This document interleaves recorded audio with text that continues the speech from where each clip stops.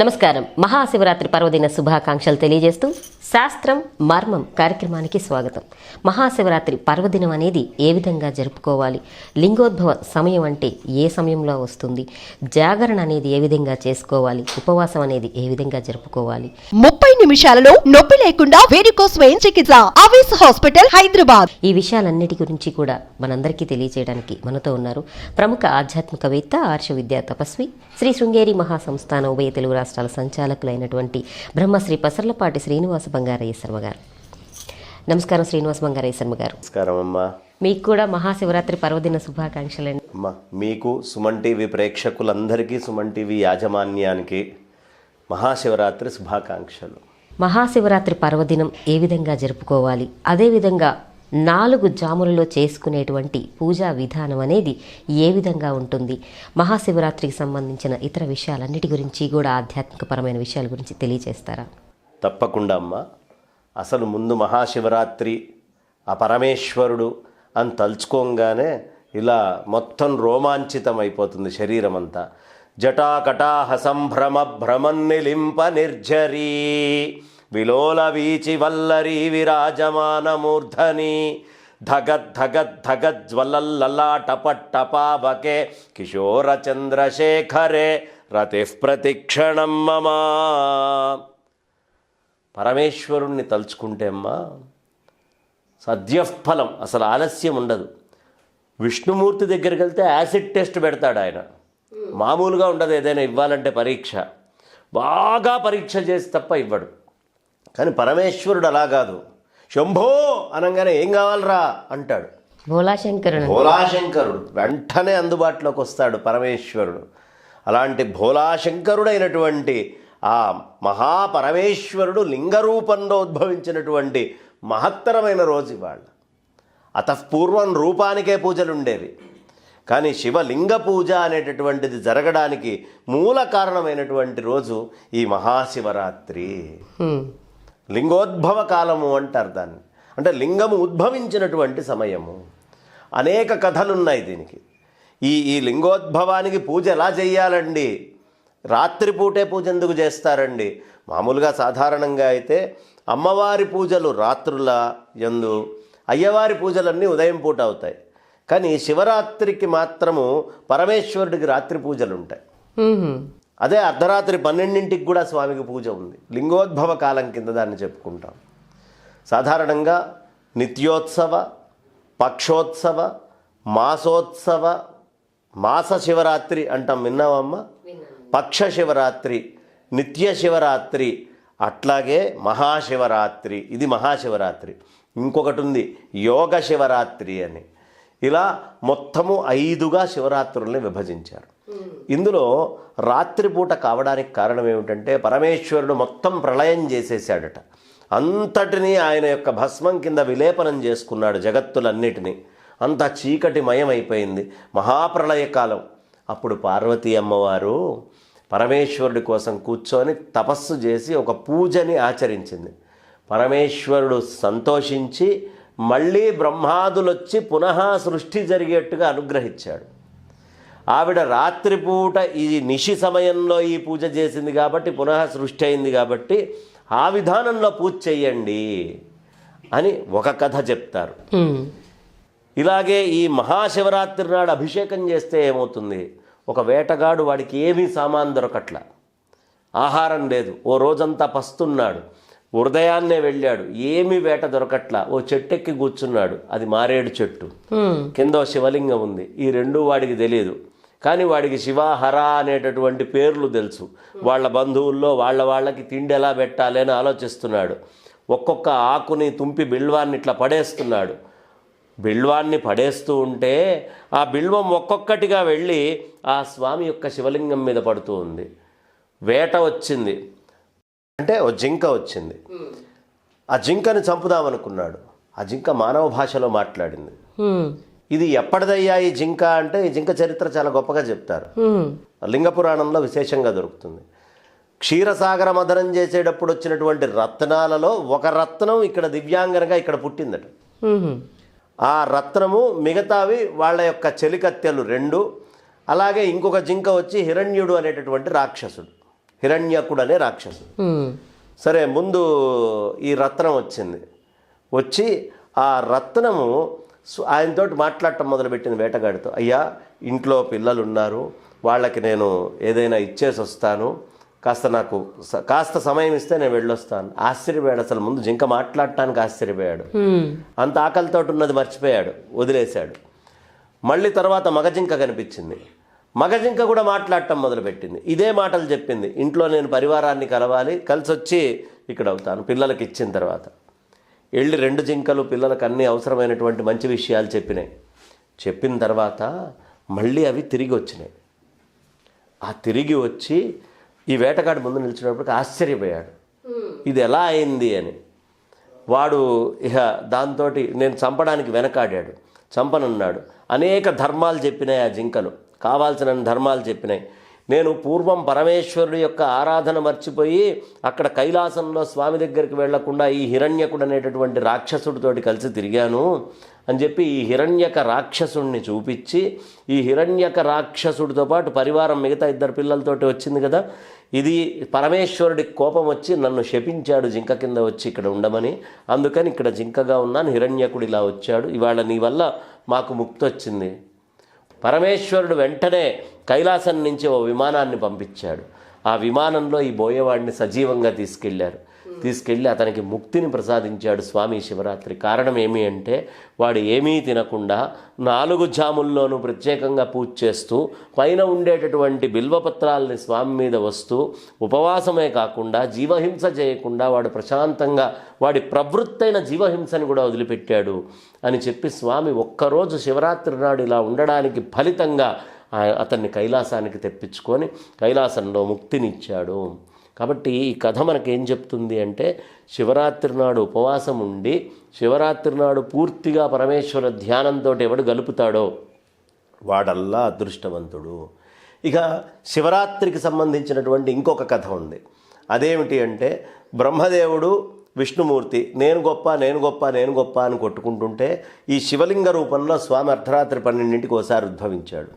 దీని యొక్క ఆది చూసొస్తానని బ్రహ్మ ఒప్పుకున్నాడు. ఎవరు దీని ఆది అంతాలు చూసొస్తారో వాళ్ళు గొప్పవాళ్ళు. ఈయన వరాహమూర్తిగా భూమిని దవ్వుకుంటూ కిందకి వెళ్ళాడు, ఆయన ఆకాశంలోకి వెళ్ళాడు. అదే అగ్నిలింగ స్వరూపము అంటాం, అరుణాచలేశ్వరుడు అని కూడా మనం చెప్పుకుంటూ ఉంటాం. ఈ శివలింగానికి పైకి వెళ్ళి బ్రహ్మ కనుక్కోలేకపోయాడు, కింద మూలాన్ని విష్ణువు కనుక్కోలేకపోయాడు. కానీ ఇద్దరు తిరిగి వచ్చాక బ్రహ్మదేవుడు అబద్ధం చెప్పాడు. సాక్ష్యంగా గోవుతోటి మొగలి పువ్వుతోటి అబద్ధం చెప్పించాడు. వెంటనే పరమేశ్వరుడు శపించాడు, నీకు పూజలు జరగకుండుగాక, నువ్వు చేసినటువంటి ఈ పాపానికి శిక్షను అనుభవిస్తావు, ఈ తప్పుకి ఈ అబద్ధానికి అని చెప్పాడు. గోవుకి ముఖానికి ఎప్పుడూ పూజ చేయకూడదు అని శపించాడు. అలాగే మొగలి పువ్వు నా పూజకి పనికిరాదు అని చెప్పి దాన్ని శపించాడు. అంత సువాసన ఉన్నా దాన్ని వాడరు పూజకి. ఇలా శాపం అయిపోయింది. విష్ణుమూర్తి నిజం చెప్పాడు కాబట్టి సత్యనారాయణుడు అయ్యాడు. అందుకనే సత్యనారాయణ స్వామి పూజ అని మనం చేస్తాం. ఈ పరమేశ్వరుడు అర్ధరాత్రి పూట ఉద్భవించాడు కాబట్టి శివలింగోద్భవ కాలంగా చెప్తారు. ఋషిపత్నుల దగ్గర దిగంబరంగా వెళ్తే ఋషులు లింగం పడిపోవుగాక అని శపిస్తే, లింగం పడిపోతే మళ్ళీ దాన్ని ధరించమని బ్రహ్మదేవుడు కోరుకుంటే, మీరందరూ ప్రజలందరూ లింగ పూజ చేస్తాను అంటే ధరిస్తా అన్నాడు. దాన్ని అంగీకరించాక ఆయన లింగాన్ని ధరిస్తే బ్రహ్మదేవుడు మొట్టమొదటగా బంగారంతో శివలింగాన్ని తయారు చేసి దానికి అభిషేకం చేశాడు. ఇలా శివరాత్రి మాహాత్మ్యం ఒకటి కాదు, అనేకం చెప్పుకోవచ్చు. అంత వైభవం. 4 జాముల్లో శివపూజ 4 రకాలుగా చేయాలి అని చెప్పబడింది. ఇందులో మొదటి జాములో శివుణ్ణి పాలతోటి అభిషేకించాలి. పద్మాలు తీసుకొచ్చి స్వామికి పద్మాలు అట్లా పెట్టి పూజ చేయాలి. పద్మాలని పెసరపప్పు బియ్యంతో కలిపి పులగాన్ని వండి ఆ పులగన్ నైవేద్యం పెట్టాలి. పెట్టిన తర్వాత ఋగ్వేద మంత్రాలని చదవాలి. ఇక రెండో జాము వచ్చేటప్పటికి పెరుగుతో అభిషేకం చేయాలి.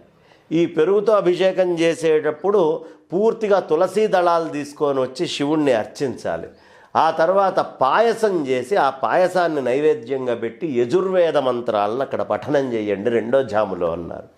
ఇక మూడో జాము వచ్చేటప్పటికి నెయ్యితోటి అభిషేకించాలి.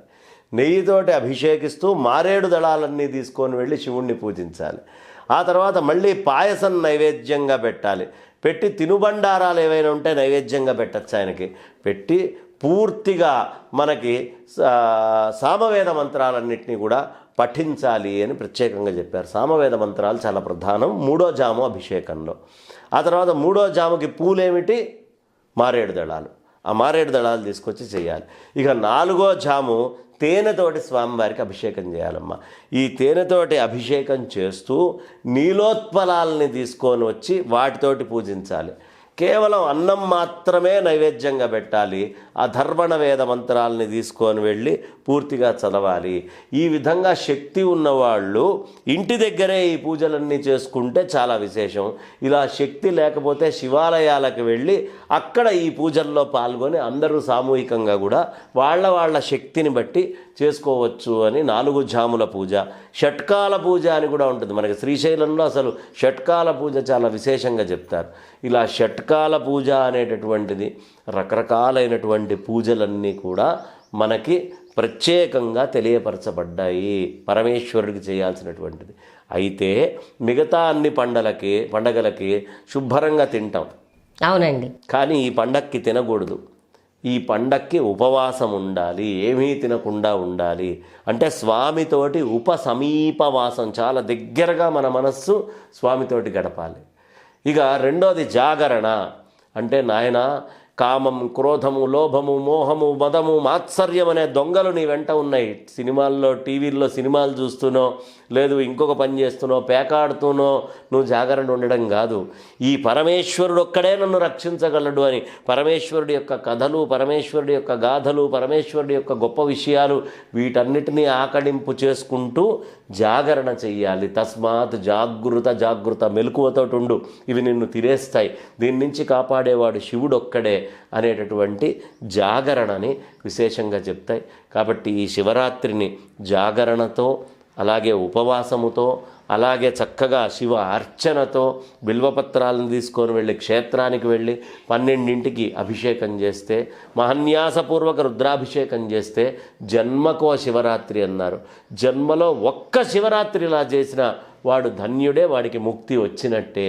అందుకనే భోలాశంకరుడు ఆయన శ్మశానంలో ఉంటాడు, మనందరికీ మంచి హర్మ్యాలు ఇస్తాడు. ఆయనని పూజించేటటువంటి ఆయన బూడిద రాసుకుంటాడు, మనం హరిచందనాదులు రాసుకొని ఉంటాం. ఆయన పూర్తిగా ఎక్కడా లేనటువంటి భిక్షాటన చేస్తాడు, మనం అందరం పంచభక్ష పరమాన్నాలు తింటాము. ఆయన నాగాభరణాలు వేసుకుంటాడు, ఆయన్ని నమ్మినటువంటి వాళ్ళు మంచి మంచి ఆభరణాలు వేసుకొని తిరుగుతూ ఉంటారు.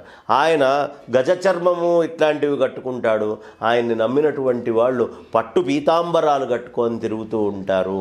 కాబట్టి పరమేశ్వరుడికి ఏది దాచిపెట్టుకుండేది అనుభవించేది లేదు.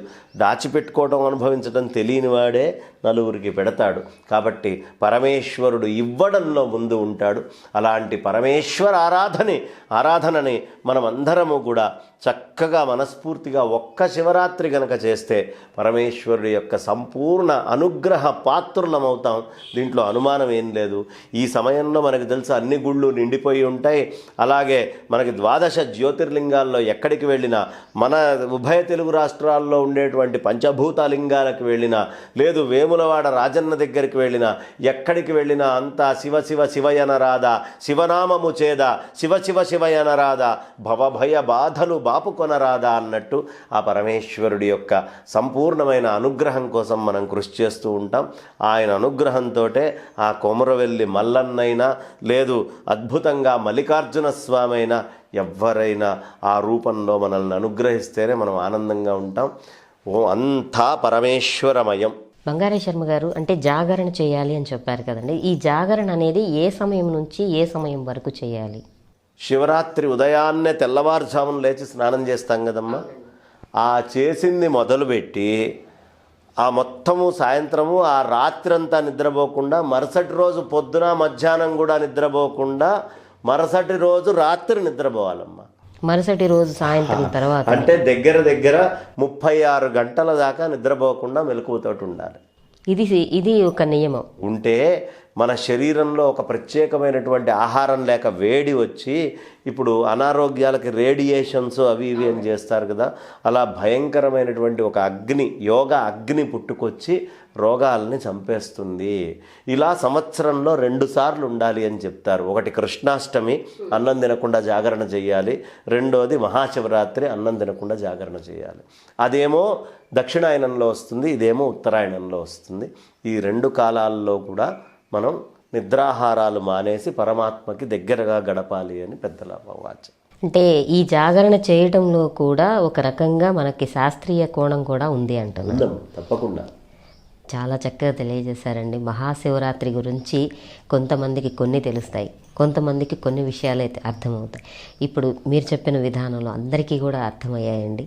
ధన్యవాదాలు. ధన్యవాదాలమ్మా.